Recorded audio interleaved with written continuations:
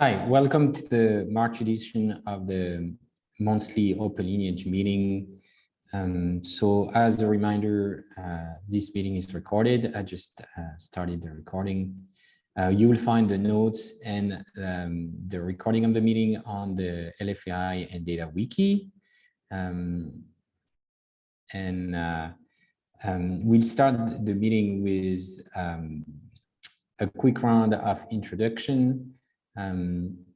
So please, I'll call people in order. I see them on my screen, and please just give a quick introduction of who you are, and if there's any topic you're interested in particular, please mention it, and we'll make sure to add it to the agenda. So.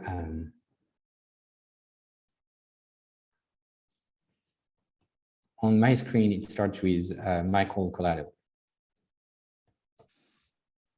Hi, Michael Collado. I'm a staff software engineer with Datakin. Been working on OpenLineage for just over a year.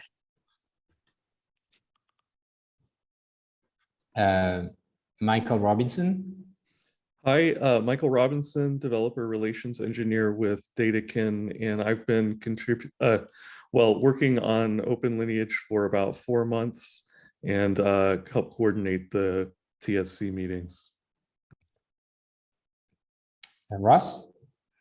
Hi, I'm Ross Turk. I'm a VP Marketing at Datakin, and I'm here to help with words and pictures and anything the community needs. Maciej? Hello, I'm a software engineer at Getting Data and OpenLineage committer for, well, probably about a year or two. Pavel?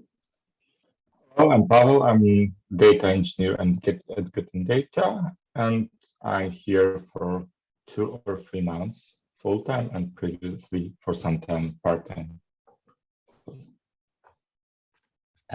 Willy? Hello, everyone. I'm Willy. I'm software engineer at Datakin, and I'm also the co-creator and TSC member of Marquez. John? Hey, I'm John. I'm a support engineer here at Datakin. I've been working with OpenLineage for coming up on 6 months now, kind of as a through the lens of Datakin and working with the people there. So good to be here. Oh, other John. Sorry, I just noticed we have 2 Johns. John Montroy? Yeah. Hi, I'm John. I'm a backend software engineer. I am brand new to OpenLineage and hoping to get more involved. So, welcome. Thank you. Minkyu? Hello, I am a software engineer at Datakin, and I've been just using and contributing a little to OpenLineage for 6 to 8 months now. Yep. Sherry? Hi, I'm Sherry Cabral. I am a product manager for technical lineage at Calibra, which I know is a little bit different from OpenLineage. And I'm kind of new to the space, so I'm just kind of getting a sense and handle on everything, community tech stuff. Well, nice to meet you. And Caroline or Caroline? Yeah, hi everyone. I'm Caroline Fahrenkrog. I am from Manta. I'm new to Manta as a product manager of scanners, and also like Sherry, in the technical lineage space, but very interested in learning about the OpenLineage project, and yeah, here to learn. So thanks for having me. You're welcome. And last, Michal or Mihan, please let us know. Go ahead. I'm Michal Bartosz. I'm also from Manta. I'm a software engineer, and I know this stuff from deeper inside at Manta than Caroline. We are from the same company, and we think Open Manta could be useful to us, so we want to learn more about it. Welcome. Thank you. Mandy? Hello, everybody. I'm Mandy Chessel. I'm the leader of the Ageria project, and we've been working together on integrations. So I've been working with you for about 6 months. And Will Johnson. Hey, I am Will Johnson from Microsoft. I am a cloud solution architect over there, also OpenLineage contributor. And I'll just say, if it hasn't been said already, that OpenLineage is an amazing tool and everybody should be implementing it in all of their lineage projects. It's a phenomenal standard, really easy to use, and really makes it a lot better to have a great experience with understanding what's going on in these systems. So just going to put that out there. It's stellar. So that's me in a nutshell. Thank you, Will. This is warmth in our hearts. Thank you. And I think every time I forget about myself, but last, I'm Julien. I'm the lead for the OpenLineage project, and accessory, the CTO of DataKin. And so for today, thank you all for attending. So just a quick reminder, like for communication, I think that our main channel of communication beside this meeting is the Slack channel. So you can join the Slack channel using this link here. There's also a mailing list, but it's used more for announcements and things. There's a Confluence where we mainly put the notes for this meeting. And there's also Twitter account and a LinkedIn group where updates about the releases and things like that happen, or sometimes discussion about lineage. The agenda for today, so I'm going to start with announcing the new committers. And then Michael Robinson, who is also our release manager, will present the latest OpenLineage release and what's in it. Then we'll talk about the process for adding blog posts to the OpenLineage website, which of course everybody's welcome to contribute to, and Ross will talk about that. And then we'll talk a bit, look back a bit of what's in the Spark integration, and there's lots of recent improvement, and Willy and the rest of the contributors will talk a bit about that. And we have an open discussion part in the agenda. It's like for any topics that might come up in the meeting, and for new people who join, don't hesitate if you have a question or something you would want to bring it up. Okay. So first, I'll start with, I'll have the pleasure of announcing. So last week, we voted in 4 new committers. And the reason we voted in 4 committers at once is because we've not been good enough at keeping up with voting people in as this came. So first, congrats to Will Johnson. And of course, you're a pleasure to collaborate with, as everybody noticed today. And Will has been contributing to making the Spark integration better, and some of the aspects of also making it work better for the Microsoft Azure use case. Welcome, Pavel. Oh yeah, feel free to clap. Welcome, Pavel. Thank you for your contribution. Thank you, guys. Great to be on this slide. Thank you. Pavel has done a lot of the Spark improvements lately, and also a bunch of other things as well. And we're looking forward to more contribution. We welcome Michael Robinson. So Michael is a community manager, and you'll see him like ping you for getting topics for this meeting. Make sure people are aware this is coming, what the agenda is. He's also our release manager, and so he's making sure we have a steady and frequent release happening. And there's lots of coordination and making sure everything works that go around this. So welcome, Michael, and thank you for your contribution so far, and looking forward to the rest.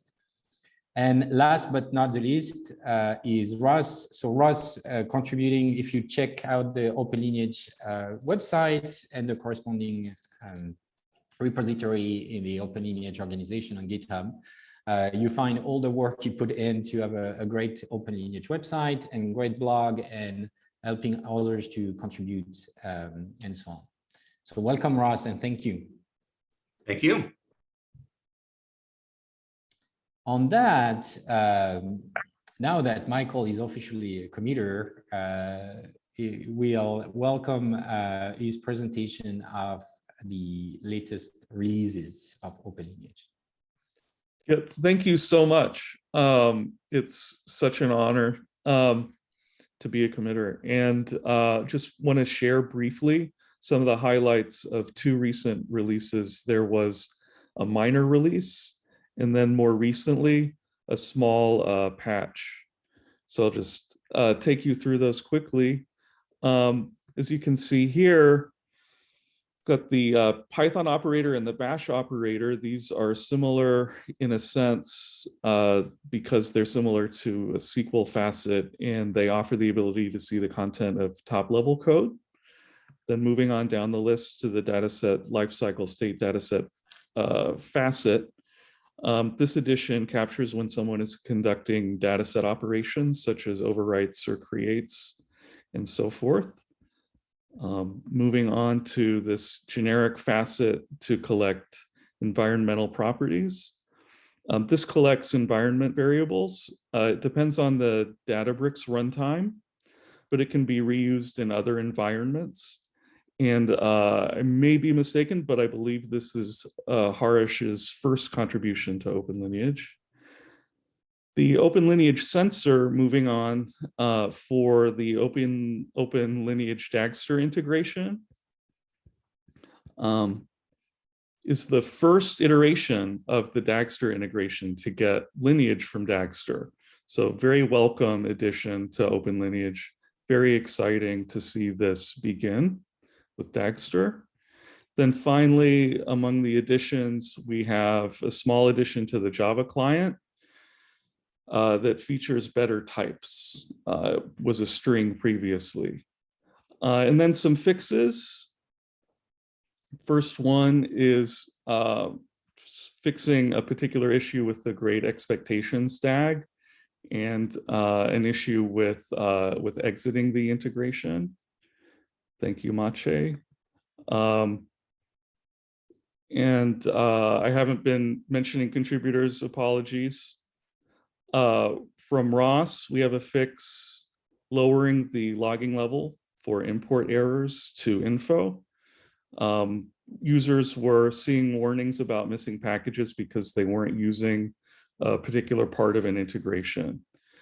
So this should clean up the user experience a little bit. From Michael Collado, this fix removing secret keys and extraneous Snowflake parameters improves the security and robustness of OpenLineage by parsing Snowflake connection URIs to exclude things like sensitive credentials that were passed in the Snowflake URLs. Some of the keys here are Snowflake specific, but more can be added in the future from other data sources. So that's exciting. Moving on, this from Pavel about converting to the lifecycle state change dataset facet mandates the lifecycle state change facet from the global spec rather than the custom table state change facet that was used previously. Then lastly, here from Mache again, a fix to catch possible failures when emitting events and logging them. In the past, when an OpenLineage event failed to emit, this could break an integration, but this fix catches possible failures and logs them. So thanks to all contributors for these. And I'll hand it over to Ross to talk about the new creative process we've got. Yeah, well, mostly I just wanted to make sure everybody knows that the OpenLineage blog is a resource that we all have access to. So far, we've had a couple of blog posts from outside the core team, and I'd like to see a lot more of that. I think it'd be really cool. And so we're establishing the bare minimum of process for this, which is if you have an idea for a blog post, and you're not sure who writes it, maybe it's you, maybe it's someone else, feel free to put an issue in the OpenLineage website repositories tracker. That's thank you, Julien. I was about to do that. That's awesome. Yeah, file an issue in the OpenLineage website tracker. There's an issues list there. We may be mixing and matching website bugs like the 3 of them that are in here with new blog posts, but we can solve that, I think, if it becomes an issue with labels and such. Yeah. And then when it comes time to write the blog post, it's all in Markdown. So if you go into the contents directory, and then if you go, if you go into the contents directory and then go into the blog directory, everything in here is just directories full of Markdown. So if you choose one of these and click on a blog post, this is how you contribute a blog post. And each one has an index image and a banner image, and it's just Markdown. So really, it's a pretty basic process right now. We can add a bit more if we ever need it in the future, but I just want to make sure everybody knows that no one has a monopoly on this blog. I would very much like to see posts from others. And as a matter of fact, if you have something to say and you don't have time to write, I actually still want to hear from you. I think that that the team, John and Michael and I, are totally happy to help you write blog posts. We'll work with you on outlines and that sort of stuff. So we are at your disposal and happy to help. So if you ever have any ideas for blog posts, throw them in the issue tracker or just send Michael or me a message on Slack and we'll work with you. Thank you, Ross. And so please don't hesitate. I was checking the notes, so I just add to the open discussion the Flink updates as so I don't forget.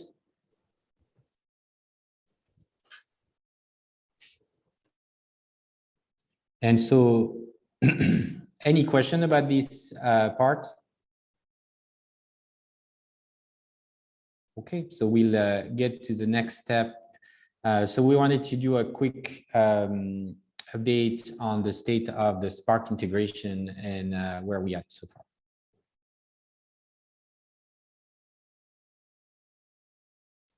So I think the agenda lists Willy as et al. So who wants, Willy, do you want to take the lead?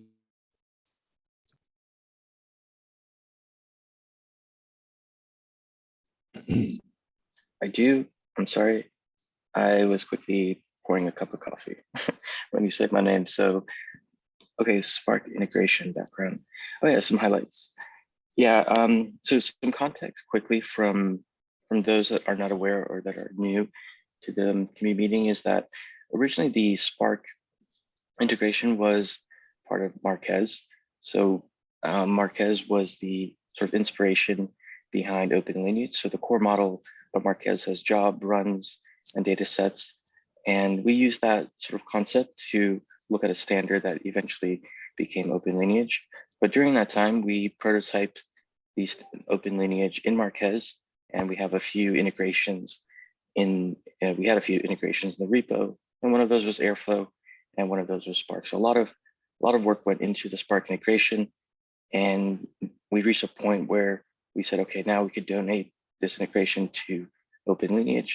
And since then, it's just been worked on, and a lot of work has been going into it. So if we look at some of the highlights, changes in the Java client. So this was done, actually, I say, okay, so we're just going kind of like deeper into it. Okay, so the Spark integration, the client. I think this one here, this was the enums. I could imagine that this one, we don't link out directly to the PR, or the issue, but I think this one was for the enum. And then we added visitors for Hive, and that was contributed by Mache. So the visitors themselves, that's kind of what we use to look at the data sources and extract the lineage metadata. And then support for Databricks and Delta catalog, naming convention, that was done by Will. That's super exciting. And I think naming convention is a really big one. Right now, early on, there was some discussions on how do we name data sets, how do we name jobs. So providing some convention, and really when developers use the integration and you have these standard ways that we define to name data sets and jobs, that's super important. And then we included a table state change facet in non-V2 commands. And I don't know who that is, MR, but probably a new contributor I haven't seen before. That's Zio. He's with us since this year. Oh, okay, Zio. Okay, got it. Yeah. Mr. Yusupov is Zio. Yes. Okay, and I think with this one, this table state change. Yeah, we already had the table state change facets implemented for V2 commands, and Zio has done that for non-V2 commands. Recently, we renamed this into lifecycle state change facets. Right. Yeah, and yeah, actually, I think that Spark integration is pretty mature. It's really, yeah, a great place for us to extend the OpenLineage, because it's the integration where we have all the things we need. So we've got the code running within the job that has an access to the Spark session, and which has an access to the logical plan of the process job. So we can extract anything we wish, anything we want to. And I think that a lot of spec extensions in the global OpenLineage come from the Spark integration, because it's the first place where we see the requirements, and we can do some prototyping, and then think of a generic solution that applies to Spark and other technologies as well.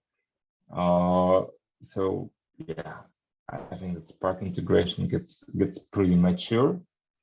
The last thing on the list is improvements to the extensibility API. It's something done most by Michael. So we wanted to be able to include dataset version facets within facets.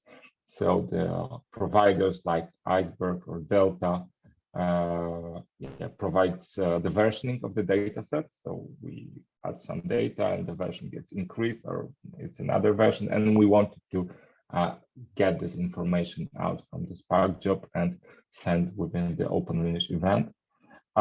Which doesn't sound like a pretty big feature, but it was so hidden within the technical implementations that it required a pretty big change in the architecture of our code. Yeah, so that was a really big change on the code side with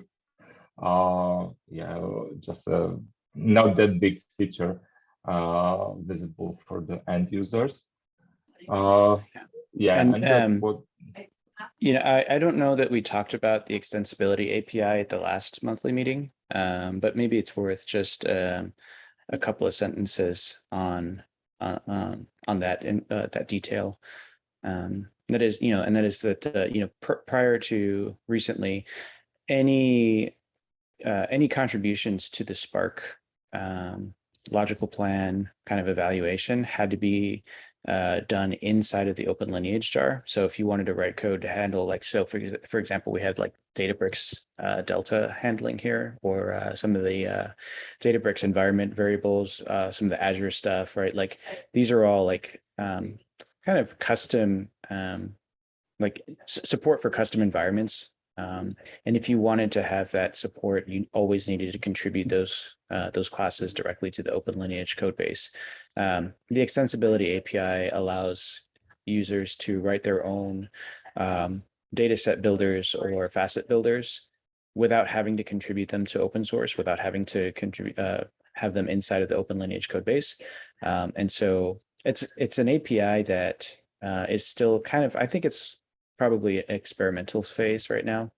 So we're using it, Pavel and Maciej are using it.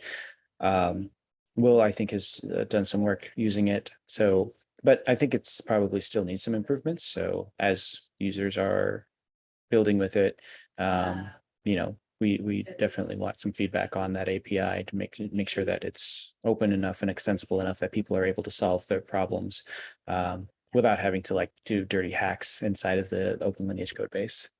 And I want to add really quick to what Mike said is that the Microsoft team we've contributed some like core stuff to OpenLineage, but there's a lot of not core stuff that most, granted, everyone loves Microsoft products and you know everyone's using all of them all the time, but regardless, there's some services that are a little more esoteric that that would not make sense to include in core OpenLineage. But goodness, we want to get them included in a jar that we control or a data source that we can, you know, provide to our customers. So this is huge. And while we haven't published an extension that we want to use with it yet, it is rapidly on our radar. So we're going to be testing this hard, Mike, come the next few months as we get our components, our last few commits to core OpenLineage in place here. Hey, well, just to kind of add to that, one of the things that would be really important with the extensibility is for for example, even for things like custom authentication schemes or custom other kinds of things that we want to that are maybe unique to like a cloud environment like Azure, and we want to be able to leverage those additional things that are very sort of less esoteric, but more of a function of how we can run that optimally within our cloud. So those would be really important to kind of and we'll be engaging more and more with the community to see how we can make this open-ended. But the flexibility that this offers cannot be understated. So it's been a huge thing for us on our end from Azure. So thanks to the community for this one.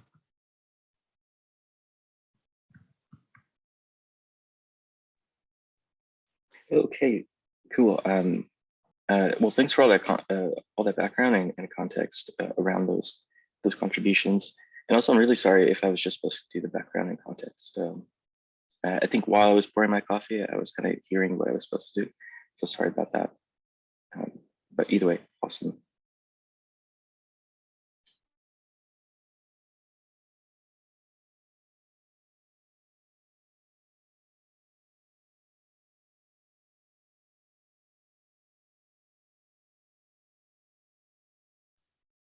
Did we lose Julien? We lost Julien. I think we did. Yeah. I'm wondering, like, what's with the silence? Yeah, and I try to fill it in. Okay.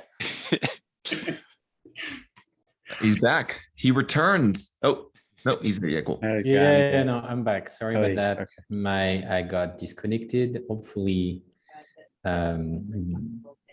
this didn't interrupt. So please carry on. I think we were at a wrap. I think Willy finished the overview, and then I think we're going to move to open discussion next, right? Yes. So what I wanted to do is kind of, let me share my screen again and just do a quick pass if there's any other topic. Also, could we just jump back for a second to the Spark retrospective? I just wanted to, at least once we have a chance to talk in the broader audience, do you think, is there anything missing within the Spark integration? Is there any feature that you think that is important but is still not there? Yeah.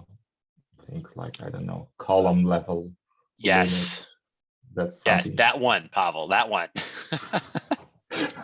That was just a silly example. I thought you had something else.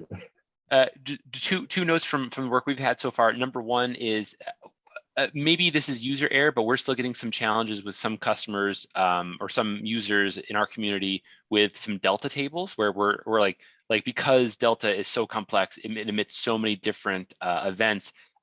There's still some challenges where we're trying to reproduce them, but that there may be some more opportunities to like figure out what the heck's going on with those. Secondly, column level lineage. That is something that we would love to help contribute to, but holy crud, that logical plan seems complex. And then thirdly, Spark 3.2, right? I know right now we're targeting like 3.1, but like we're having folks, especially given that Databricks has their newest runtime is defaulting to Spark 3.2. I tested it with a couple commands, and I think something wasn't working in 3.2. So I panicked and said, just stick with the long-term service agreement one, and you should be happy with that. But yeah, those would be my three, if we could add that to the list. Okay, thanks for telling this. So I also had the column level range in mind because I felt that it's important. But yeah, I just wanted to hear your opinion. Perhaps it's worth just creating the proposal to the spec because it's like a global problem. And yeah, it's a global solution, and we could just figure out how to fill it within the JSON events. Yeah. Thank you, Will. Like expanding on Spark 3, I just wanted to say that I think we should be more active with tracking the upstream projects that we have integrations for, and including at the very least the new versions in our test matrix which we have for Spark and for Airflow, and probably we will have for any other integration that we're working on. I think DBT is trying to be very backwards compatible with 1.0, so this might not be a problem, but just wanted to say that, if we want to support some version, the adding to the test matrix should be the first thing to do. Yeah, that makes sense.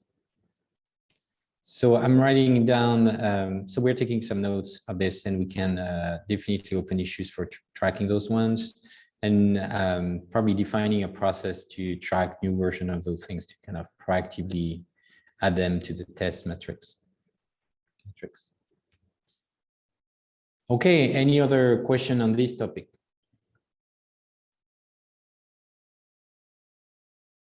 Not, I'll move to the next thing, and actually I wanted to add this.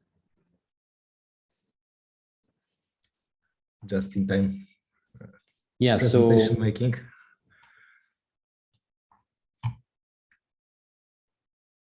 Sorry, you were saying, Maciej, I didn't get I this. just laughing that you're making the presentation in real time. Yeah, that's efficiency, Maciej. That's efficiency, right? Yeah. I mean, I just wanted to kind of change this a bit. Sorry. It reminds me of primary school when I was doing the homework for the next lesson, the one previously. Don't tell that to my teachers. they're going to take away your grade school diploma, right? Yes. And so any other, so for people who are new to the project, so we talked about very specific aspect of the project, but if you have any questions about kind of more of the general aspects and things like that, feel free to ask. Okay. Otherwise, maybe touch on those Think update. Yeah.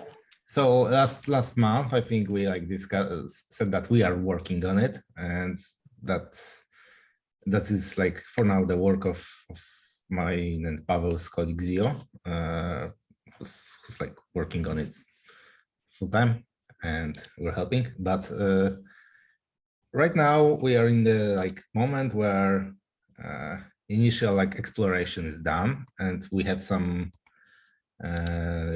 ideas and concrete code that solves some of the problems we have with integration, and we want to get it to the point where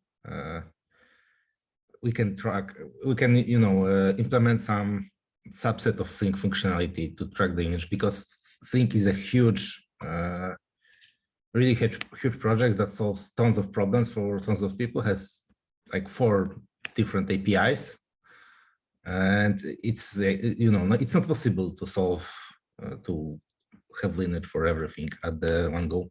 So we're for the first version we're going for Kafka lineage. I think most jobs are writing to or reading from Kafka, and as long as we're able to do this reliably and as we're always trying to do in real time, then the integration will be submitted as pull request and as part of our process. And we're probably targeting next release with it, 0.7, but that's subject to change, not guaranteed. And And about those tickets, yes, those are like GitHub issues that we wrote to what should be done, to get this first integration really going and be production ready. You might track this on GitHub on Milestone. I think there is some pretty advanced GitHub project management tools right now. So if you're interested in things, you can track this and ask questions, contribute. Yes, so that's what I wanted to say on things. And Will, did you have a question? Yeah, I did have a question. Thank you, Julien. So last time we talked, there was discussion around because Flink is streaming and Kafka is streaming, right? So how does that? Can you maybe share any more thoughts on what does the data model look like? Like how would this show up in Marquez, right? What would this represent? We kind of hinted at, how often are you emitting lineage for it, right? Just side note, like we were just kind of toying around with Spark streaming, Spark structure streaming in OpenLineage, and we're like, oh my God, we're getting so many messages, right? We're getting because it's going every single time, right? On the Spark side. So really curious about how you guys have approached this from how do you not overload the receiving service that gets the events, right? How do you do this gracefully, or if that's an approach that you guys have taken yet? So the basic idea is to take a look at Flink checkpoints, which can it's not like people are checkpointing every millisecond, because sometimes the checkpoints involve more complex operations, and that's the approach we're going for first, to basically try to emit event on every Flink checkpoint. If that is overloading the server, because our approach is that we want to emit a dataset event or run OpenLineage event for every output dataset, right? Which in this case is Kafka topic. So if you have a job that writes from 100 topics and writes to, I don't know, 200, right? It could be a lot of events in Spark of few seconds, but I don't think we're trying very hard to optimize this yet. It's very early, but great that you're putting your mind to it, and that's definitely something we will think about. If you have any ideas right now, then sure, we'll be happy to hear it.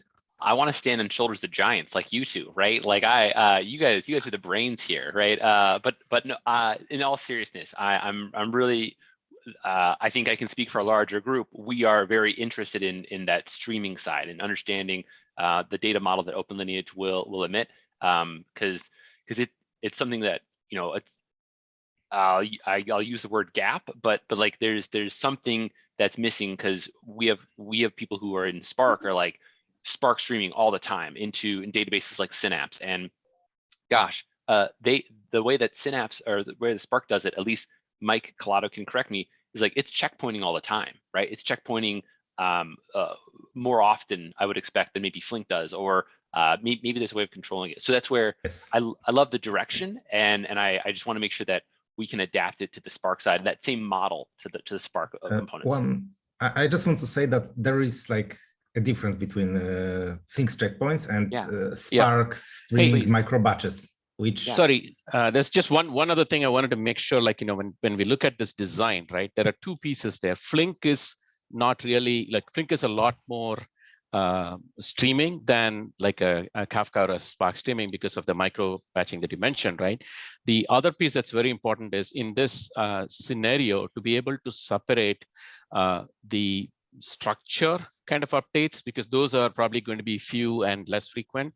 The stream, if the stream is a especially structured stream, there could be more data flowing into it, but the schema of that with whether you'll get that from a Kafka schema registry or a Flink registry, that is going to be fairly less in flux than the actual volume of messages or events or rows or whatever else that are flowing through that, right? So we want to be able to have those two levers separately to say, hey, there is a sort of like the metadata and the schema picture, which is relatively not changing as much compared to the actual data volumes, like the records and updates on those that are going to be a lot more voluminous. So I don't know if Flink has probably a schema registry kind of concept, right? So there's two pieces there. We need to not only update from a lineage consumption perspective, right? If you look at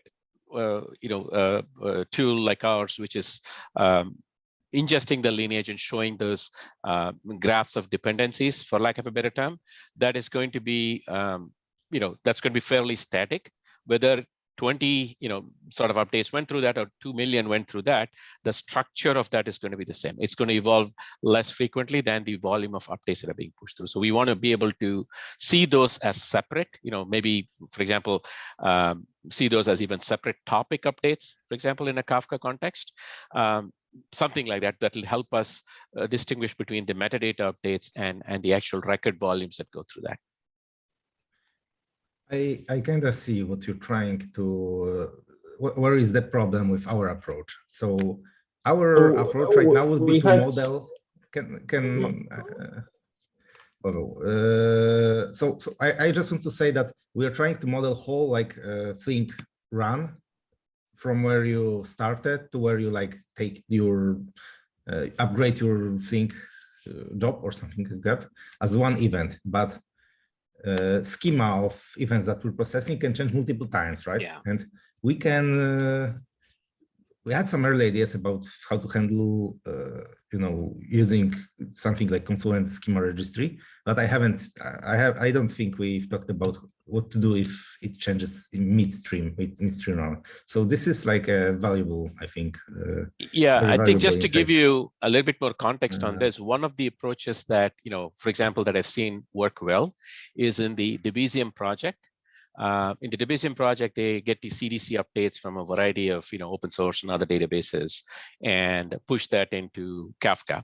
What they do there is they have a separate topic for the schema and the metadata, technical metadata updates on the one hand, and they have all the records, the updates going through a different topic.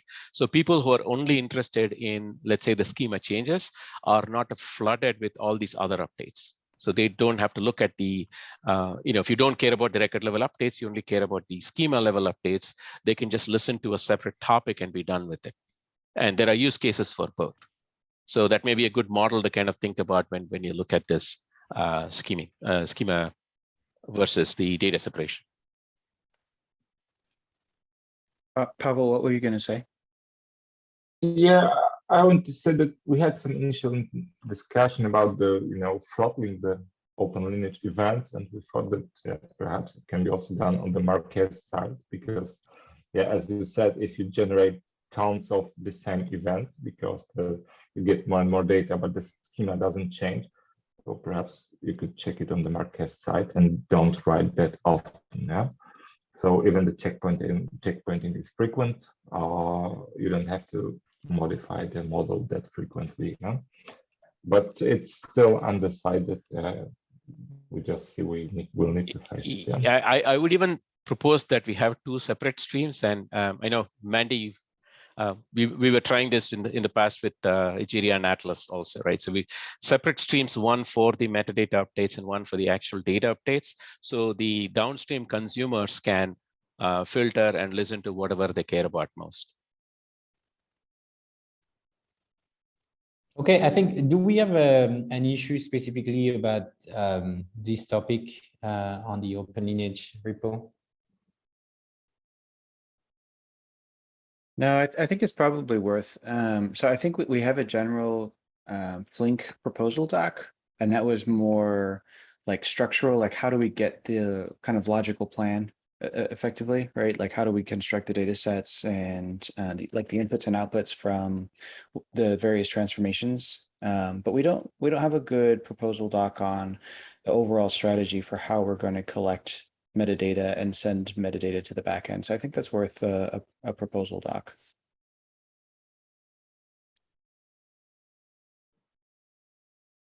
And so who wants to own that ticket and create the ticket and track that we have this on?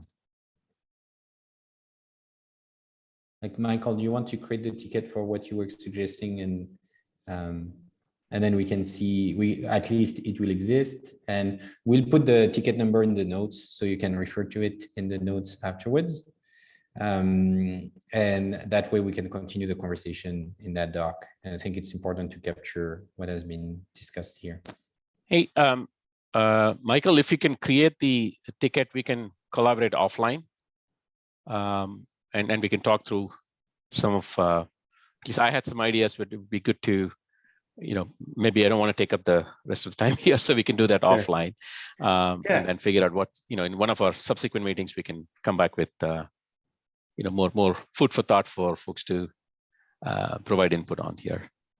Yeah, so I'll go ahead and create the ticket this morning. Julien, you can update the wiki, and then Srikant, if you want, I can just email you directly and just send you the ticket number, and then we can just collaborate on GitHub.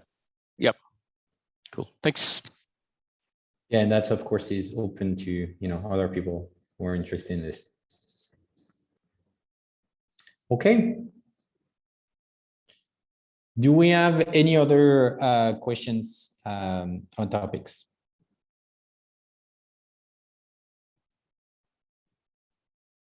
So on that, thank you all. And so the recording and the notes will be in within a few days on the website, and we'll send an update on the Slack when this is available. Thank you all. Thanks for coming.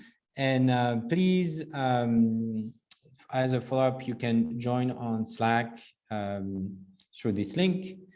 And if you have any questions or want to raise any topic that you'd like to be discussed or explained at the next meeting, please don't hesitate. Have a great day, everyone. Bye. Thank you. Bye. See you. Bye. Bye. Thank you. Thank you. Bye now.